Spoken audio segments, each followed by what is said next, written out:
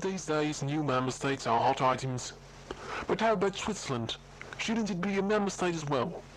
A live report from Triple M Radio. Switzerland is the European Union's closest neighbour, not only geographically, but also culturally and economically. It is the second trading partner, services included, after the United States and before China. Over 900,000 European citizens live and work in Switzerland, and many more cross the borders on transit countries on a regular basis.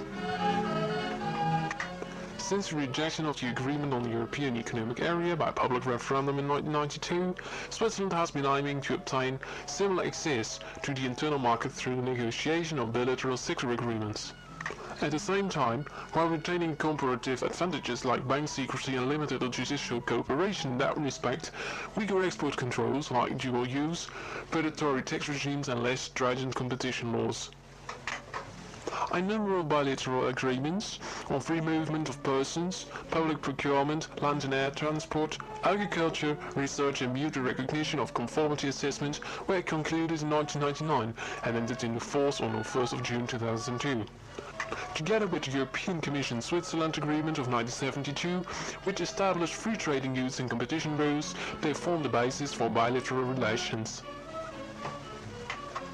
Switzerland applied for the membership of the European Union in 1992, but as a result of two negative referenda on the EEA in 1992 and on the start of the accession negotiation in 2001, the issue is on ice for the foreseeable future.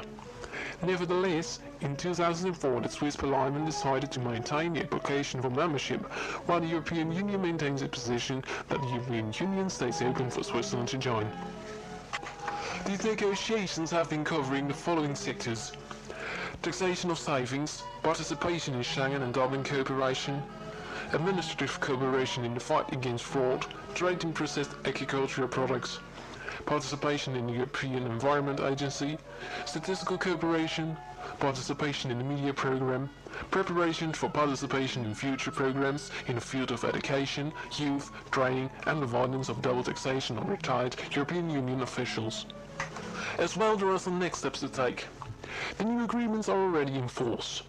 The ratification process for the agreements on Schengen and Dublin and on cooperation in combating fraud is ongoing.